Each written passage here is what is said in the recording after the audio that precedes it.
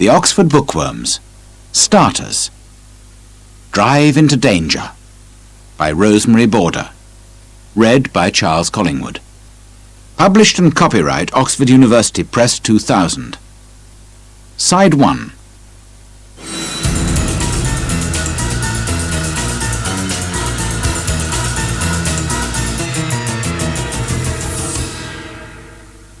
Chapter 1. A truck without a driver. Mark Miles and his son Andy are having a bad morning. "Where's Gary?" says Mark. "He isn't usually late. The truck is ready. Everybody's waiting." Then Gary Slater comes to the office. He is ill. "I've got a bad arm, Mr. Miles," says Gary. "I'm very sorry, but I can't drive today." Just then, Kim Parker arrives. She is a student. Her father is one of Mark's drivers. She is working in Mark's office in her holiday. "Good morning, Mr. Miles," says Kim. "What can I do first?" "Can you drive a truck?" says Mark with a little laugh.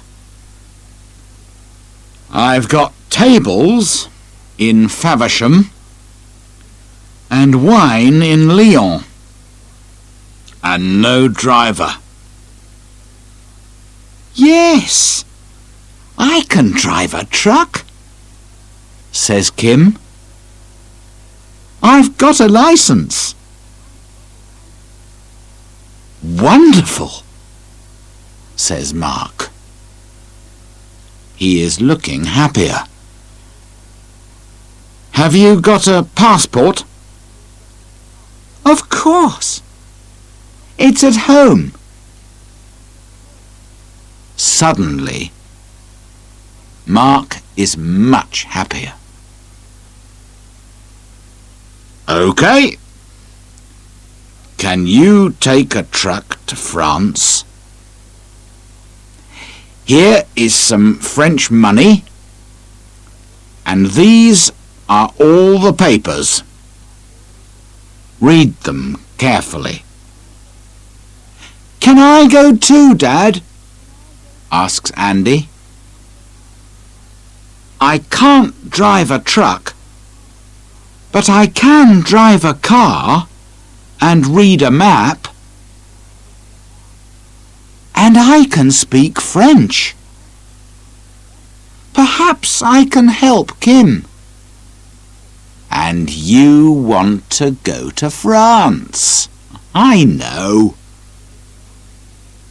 "Okay, you two. Run home and get your passports, your overnight bags, and some sandwiches. There are sleeping bags in the truck, and a mobile phone too. When you come back, go and look at the map with Gary. He drives to France every week. He can tell you about it."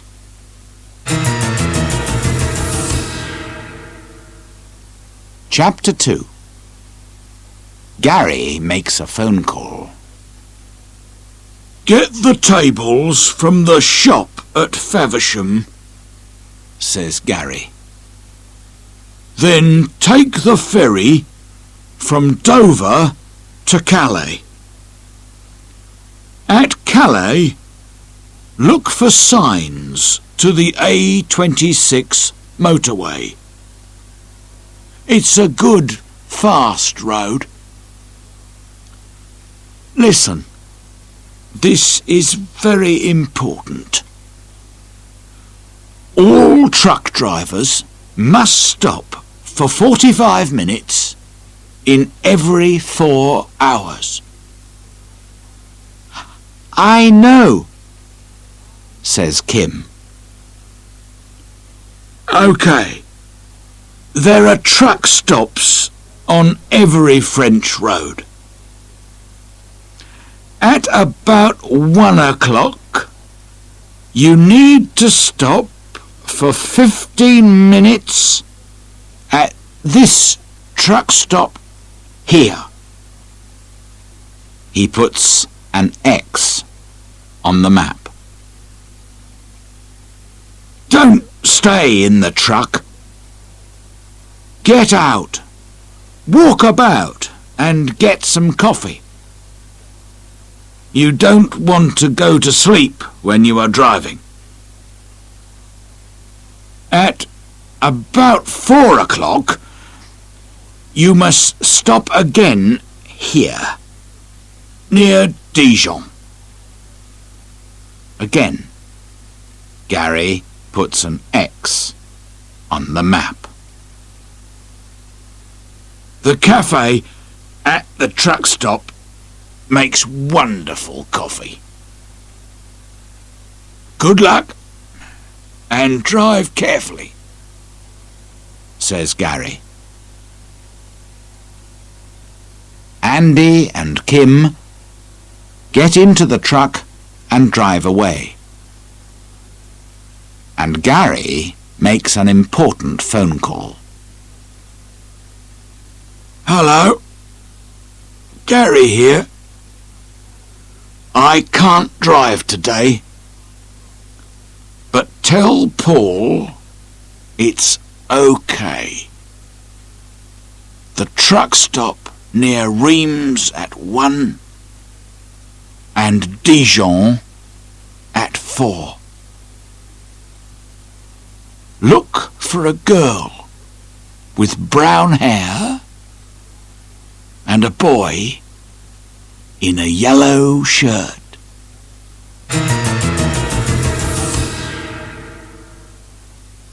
Chapter 3. The truck is losing oil. Andy and Kim arrive at Faversham. They tell the man about Gary's arm. The tables are ready. My men can put them in the truck. We can sit in my office and wait. Would you like some coffee? The man says. They leave the truck and go into the office. Kim and Andy drive to Dover and take the ferry to Calais. They drive off the ferry and out of Calais. They find the motorway and a big stop sign. We need a ticket, says Andy. He puts his hand out of the window to take the ticket. But he is too far away, and the ticket goes under the truck. Andy jumps down and goes to get it. OK, I've got it now, Andy calls to Kim. But the truck is losing oil. Not much, but we must do something about it soon. OK, says Kim. I can do that at the truck stop. Come on, let's go. They arrive at the truck stop near Reims at about 1 o'clock. Kim gets under the truck. You're right, she tells Andy. The truck is losing oil, but it isn't very bad. Then, suddenly, she calls to Andy. "Come and have a look at this." There is a box under the truck. "Is it a sandwich box?" asks Andy. "Perhaps Gary puts his sandwiches in it." "Under a hot, dirty, oily truck?" says Kim. "Nobody does that." "Oh, well, I need some coffee." She goes to the cafe.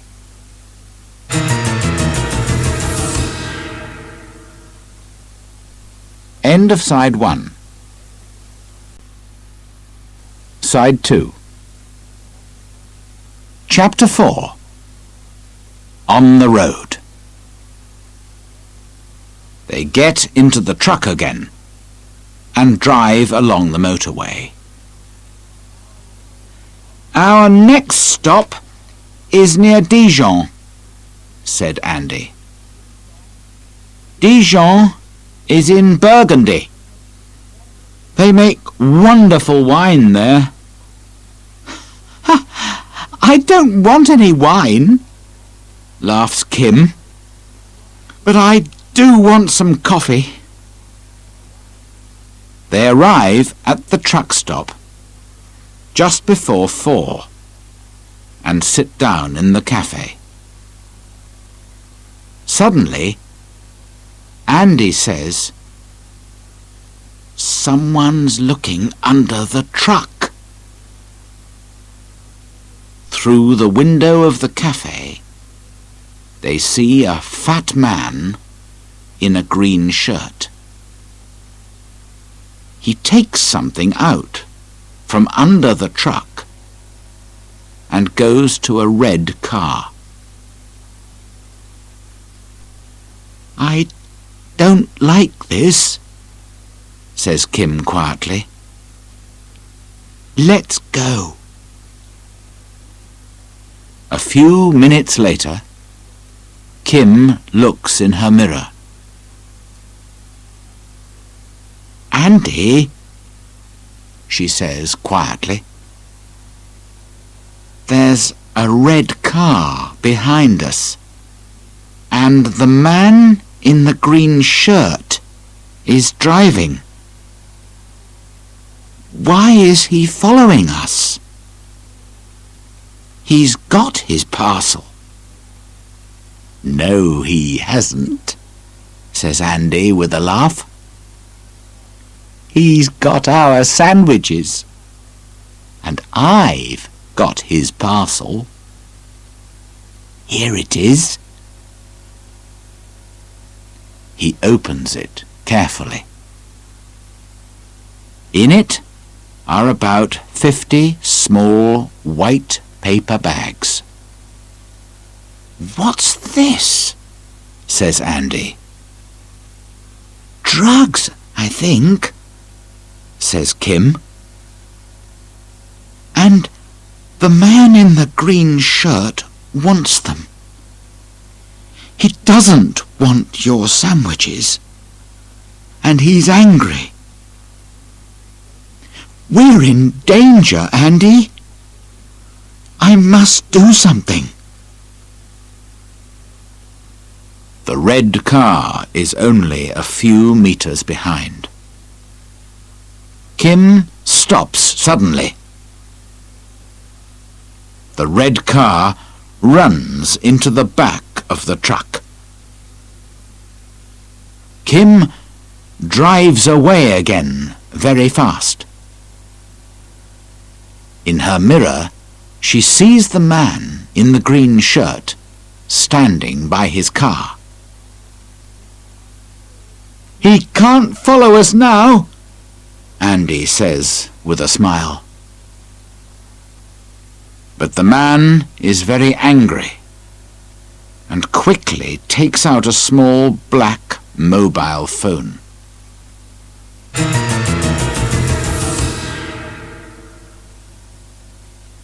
Chapter 5.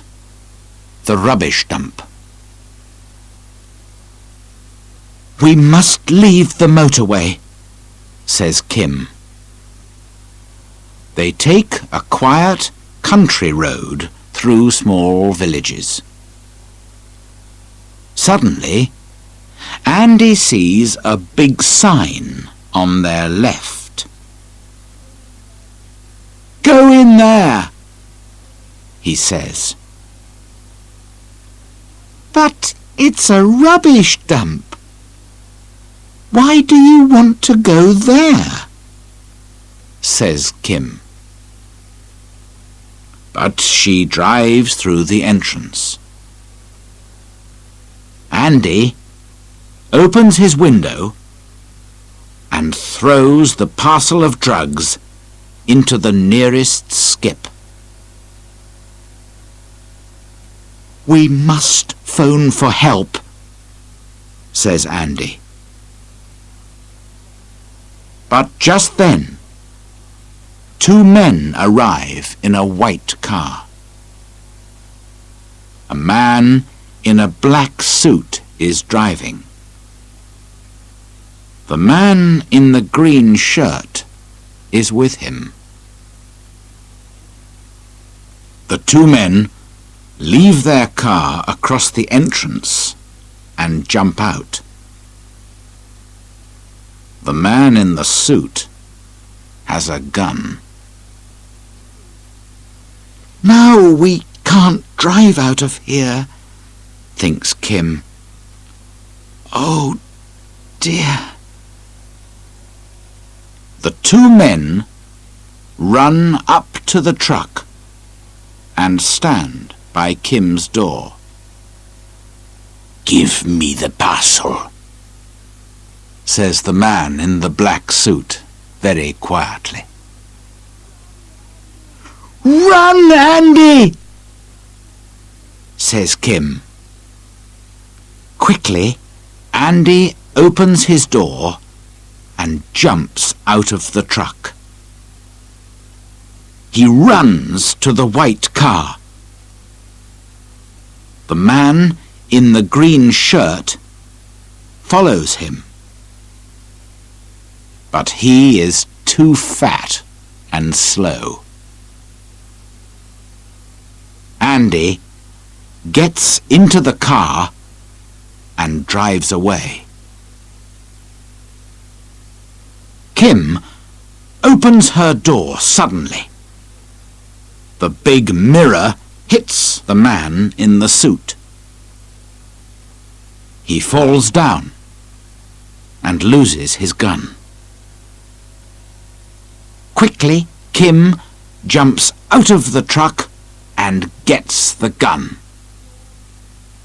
"Your drugs are in that skip," she says. "Go and get them. Take your friend with you." The two men go up the ladder and look down into the skip. "Go on," says Kim. "You want them. Go and look for them." The two men jump down into the skip.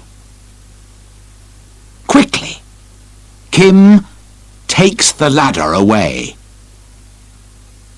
Now, the men cannot get out.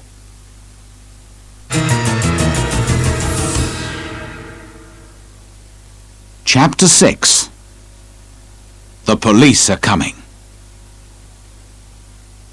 Carefully, Kim puts the gun in her overnight bag. Then she goes to the truck and telephones the police. A French policeman answers. "Hello? Do you speak English?" she asks the policeman on the phone. But Kim does not speak French, and the French policeman does not understand English. "Where's Andy?" thinks Kim. "He speaks French."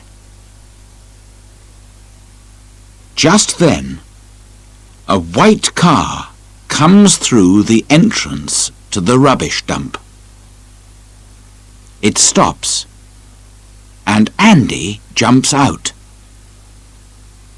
He runs up to Kim. "It's okay, Kim," he says. "The police are coming." A few minutes later, a French police car arrives. 4 policemen jump out. Kim gives them the gun. "Where are the drugs?" asks one of the policemen. "And where are the men?" "In that skip," says Andy with a laugh.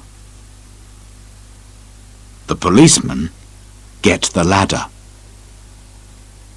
Later that evening, Andy and Kim drive to Lyon with the tables. They have coffee and long French sandwiches in a cafe. Then they go to the wine shop. They arrive very late. A fat little man is waiting for them. He looks angry. "Why are you late?" asks the man. "Well," begins Kim. "It's a long story," says Andy tiredly.